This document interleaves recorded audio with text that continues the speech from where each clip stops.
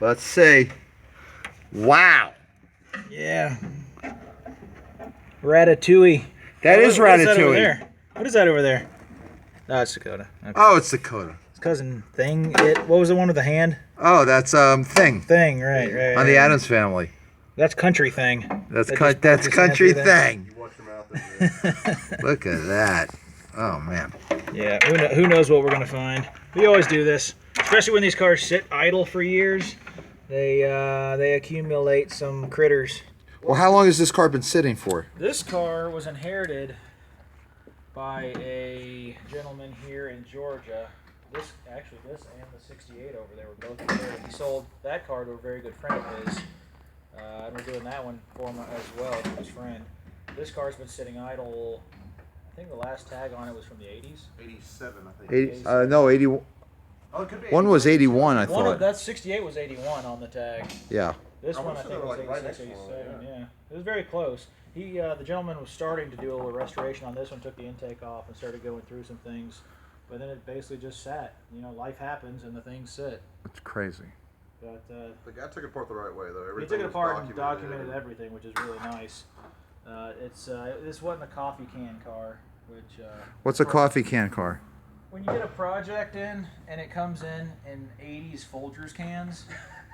Or not even Folgers, not even good coffee. Like, Yeah, we're talking Food Line stuff. Food Line coffee, yeah. $50 stuff. Yeah. This is before Aldi.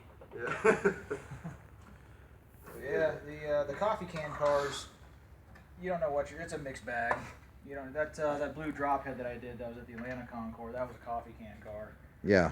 And they take a little longer. You can try to inventory them, but you'll always be missing all the little specific hardware and nuts and bolts that these things have.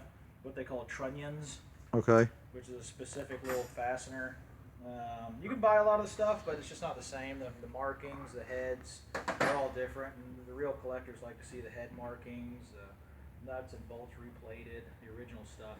It's the difference why you see a car at auction go for beyond #1 money, and then a car go for #1 money. It's the difference. It's like the Jerry Seinfeld cars. Yeah. Everything on those things was correct, because he had the ability to buy the best and put the best together from other cars too, from what I understand. That's why we try to salvage all the nuts and bolts and save what we can, because some of these, like a lot of these you can see have stamping. This would be a bees bolt. Let me see. A few of them. So you can just kind of see the markings. See, that's not a real one. See, it's a grade 5, whatever it was. That's not a real one. Someone's added that one in. And this is try to find a real one for you.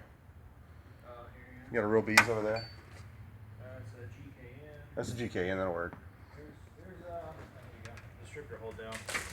Yeah, there's So you very, just keep very everything specific. in here. This Yeah. is a GKN-S, I believe. Oh, that's specific. Yep, GKN-S. GKN-R was more XK. GKN-S went to more E-type. We'll clean that up. Usually bead blast it, wire wheel it, and get it plated. Wow. Usually those will be either a zinc or a gold zinc or a cadmium, depending on where and what year the car is. The early E-types were a lot of black phosphate, and the XKs were a lot of black phosphate. When they went to the 3.8 or the 4.2. 4.2, they went to a lot of CADs and zincs. Which this as car is an opposed to early black. 4.2, right? Yeah, 65's first year of the 4.2. So it could have either one. Pretty much, yeah. It's a transition. You get into that a lot. There's transitionary cars. It goes between the old and the new, and you'll have stuff that's a little layover from the others. It's like a 4.2 E-type. Oh, sorry, a Series 1.5 E-type. Has some bits from a Series 1, some bits of a Series 2, and then some bits only to a Series 1.5. Fantastic. Well, everybody, we're here on Speedwell. I'm Michael Ledwitz, Rob Farris, and Dakota, and everybody else in the crew. We're going to be back in a little bit. You're going to be seeing the next step of this program. We're going to be seeing taking out the engine. So stay tuned. We'll be back. This thing up in the air, and I'll start getting a torque reaction plate. I was going to get the rest of the